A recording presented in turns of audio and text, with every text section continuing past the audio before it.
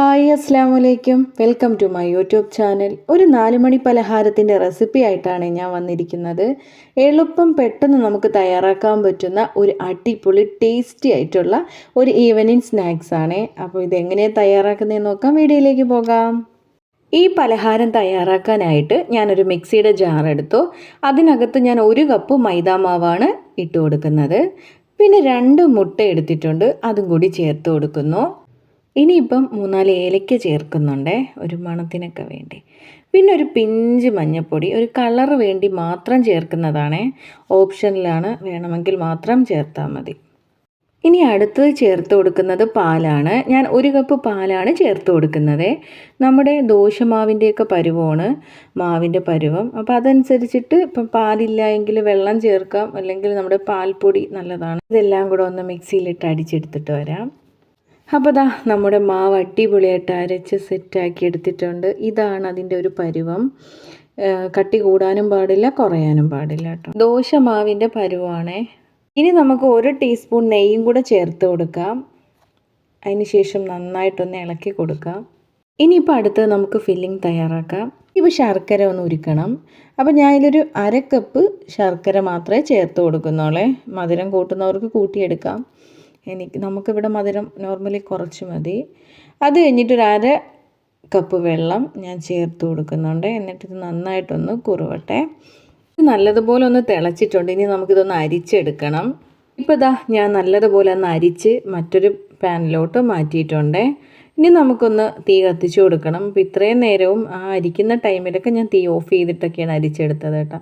ഇനിയിപ്പോൾ ഇതൊന്ന് ചൂടായതിന് ശേഷം നമുക്ക് തേങ്ങ ഇട്ട് കൊടുക്കണം. ഇതിപ്പം 1 കപ്പ് തേങ്ങയുണ്ട്. അപ്പോൾ ഞാനത് ചേർത്ത് കൊടുക്കുകയാണ്. നല്ലതുപോലെ ഒന്ന് ഇളക്കി കൊടുക്കാം.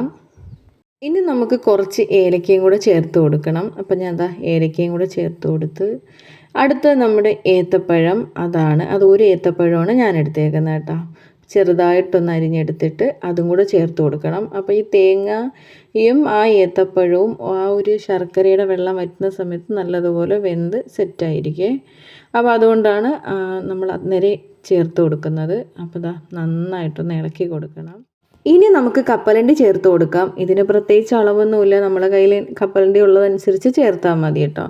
ഇപ്പം കപ്പലണ്ടിക്ക് പകരം കാഷ്യൂനട്ട്, മുന്തിരിയൊക്കെ ചേർക്കാം. അപ്പം ഞാനിപ്പം കപ്പലണ്ടി മാത്രമേ ചേർക്കുന്നുള്ളൂ.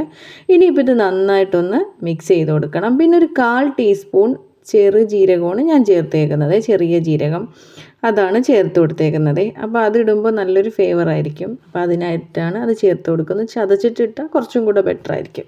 ഈ സമയത്തൊക്കെ നമ്മൾ തീ നല്ലതുപോലെ കുറച്ച് വെച്ചേക്കണം, അല്ലെങ്കിൽ പെട്ടെന്ന് അങ്ങ് കരിഞ്ഞു പോവും. അപ്പോൾ ദാ ഇത് നല്ലതുപോലെ ആ ശർക്കരയുടെ വെള്ളവും തേങ്ങയുടെ വെള്ളവും ഒക്കെ ഒന്ന് വറ്റി നല്ലതുപോലെ ഒന്ന് ഡ്രൈ ആയിട്ടുണ്ട് കേട്ടോ. ഇതാണ് അതിൻ്റെ ഒരു പരുവം. ഇനി നമുക്ക് തീ ഒന്ന് ഓഫ് ചെയ്യാം ആണേ. അപ്പോൾ ഞാൻ ദാ ദോശ തവയിലൊക്കെ ഒന്ന് കുറച്ച് എണ്ണ ഒന്ന് സ്പ്രെഡ് ചെയ്ത് കൊടുക്കുന്നുണ്ട്. ഒട്ടിപ്പിടിക്കാതിരിക്കാനൊക്കെ ആയിട്ടൊന്ന് ചെയ്യുന്നതാണ് കേട്ടോ. അപ്പോൾ ദാ 1 തവി മാവ് ഒഴിച്ച് നമ്മൾ ദോശ ചുടുന്ന മാതിരി ചുടണം. ഇനി നമ്മൾ നേരത്തെ തയ്യാറാക്കി വെച്ചേക്കുന്ന ഫില്ലിങ് ദോശയുടെ ഒരു സൈഡിൽ മാത്രമായിട്ട് ഇട്ട് കൊടുക്കണം. ഫുള്ളിടരുത്, ഒരു സൈഡിൽ മാത്രമായിട്ട് ഒന്ന് സ്പ്രെഡ് ചെയ്ത് കൊടുക്കണേ. പക്ഷേ ആ ഒരു സൈഡിൽ നമ്മൾ ഫില്ല് ചെയ്ത് കൊടുക്കണേ നല്ലതുപോലെ. ഈ ഒരു ഭാഗമൊക്കെ വെന്തിട്ടുണ്ട്. അപ്പോൾ നമ്മൾ ഫില്ല് ചെയ്ത് വെച്ചേക്കുന്ന ഭാഗത്തോട്ട് ഈ ഒരു സൈഡ് കൊണ്ട് ചെന്ന് മുട്ടിച്ച് ഒന്ന് ടാപ്പ് ചെയ്ത് കൊടുക്കണേ. ഈ സൈഡിലായിട്ട് നമ്മൾ 1 തവി മാവും കൂടെ പതുക്കെ ഒഴിച്ചു കൊടുക്കണേ. രണ്ടാമത് നമ്മൾ ഒഴിച്ചു കൊടുത്ത ആ ഒരു ഭാഗത്ത് ഫില്ലിംഗ് എല്ലാം നിറയ്ക്കണേ. ആ ഭാഗവും വെന്തിട്ടുണ്ട്. ഇനി നമുക്ക് നേരത്തെ മറിച്ചിട്ട മാതിരി തന്നെ അങ്ങനെ അങ്ങ് മറിച്ചിടാൻ പറ്റും കേട്ടോ. അപ്പോൾ ഇതുപോലെ ബാക്കിയുള്ള മാവും കൂടെ നമുക്ക് എത്രത്തോളം കട്ടി വേണം അതനുസരിച്ചിട്ട് നമുക്ക് ഓരോ ലെയറായിട്ട് ചുട്ട് ഇങ്ങനെ കമത്തി ടാപ്പ് ചെയ്ത് വെക്കാം. ഓവറായിട്ടുള്ള കട്ടിയൊന്നും വേണ്ട എങ്കിൽ നമുക്കൊരു 2-3 സ്റ്റോപ്പ് ചെയ്യാം. അപ്പോൾ ഇതാ റെഡി ആയിട്ടുണ്ട് നമ്മുടെ ഒരു 4 മണി ഈവനിങ് സ്നാക്സാണ്. രണ്ടും 2 ഷേപ്പിലിരിക്കുന്നത് 1 ദോശ തവയിലും ദോശ ചട്ടിയിലും ചുട്ടത് കൊണ്ടാണ് കേട്ടോ. അപ്പോൾ ദോശത്തവ അത്യാവശ്യം വലിപ്പമുള്ളതല്ലേ, അപ്പോൾ അതുകൊണ്ടാണ് ആ വലിയ ഒരിത് പലഹാരമായിട്ട് കിട്ടിയത്. ദോശക്കല്ല് നോർമലി ചെറുതായതുകൊണ്ടാണ് അത് ചെറുതായത് കേട്ടോ. അപ്പോൾ ഇനിയിപ്പോൾ ഇത് ഞാനൊന്ന് കട്ട് ചെയ്തെടുക്കുകയാണ്. നല്ല സോഫ്റ്റ് എന്ന് വെച്ചാൽ നല്ല സോഫ്റ്റാണ് കേട്ടോ, നല്ല സോഫ്റ്റാണ്. നമുക്കത് കട്ട് ചെയ്യുമ്പോൾ തന്നെ നിങ്ങൾക്കത് മനസ്സിലാവുന്നുണ്ടല്ലോ. 4 മണി പലഹാരം ദാ റെഡി ആയിട്ടുണ്ട്. എല്ലാവരും ഒന്ന് ട്രൈ ചെയ്ത് നോക്കണേ. സ്കൂളൊക്കെ വിട്ട് വരുന്ന കുട്ടികൾക്കും ഓഫീസിൽ നിന്ന് വരുന്ന ഹസ്ബൻഡിനും ഒക്കെ ഇത് തയ്യാറാക്കി കൊടുക്കണേ. അവർക്കൊക്കെ ഇഷ്ടപ്പെടും. ഒരു അടിപൊളി 4 മണി പലഹാരമാണ്. പെട്ടെന്ന് തയ്യാറാക്കാൻ പറ്റും. നമ്മുടെ വീട്ടിലുള്ള സാധനങ്ങൾ വെച്ച് മാത്രം ചെയ്യാൻ പറ്റും കേട്ടോ. അപ്പോൾ ഇതൊന്ന് ഇഷ്ടപ്പെട്ടാൽ ഒന്ന് സപ്പോർട്ട് ചെയ്യുക, സബ്സ്ക്രൈബ് ചെയ്യുക, ലൈക്ക് ചെയ്യുക. നിങ്ങളുടെ ഫ്രണ്ട്സിനും ഫാമിലിക്കും ഒക്കെ ഒന്ന് ഇത് ഷെയർ ചെയ്ത് കൊടുക്കുക. അപ്പോൾ ശരി, അടിപൊളി ഒരു വീഡിയോയുമായി നമുക്ക് ഉടനെ കാണാം. Tata bye bye, see you. അസ്സലാമു അലൈക്കും.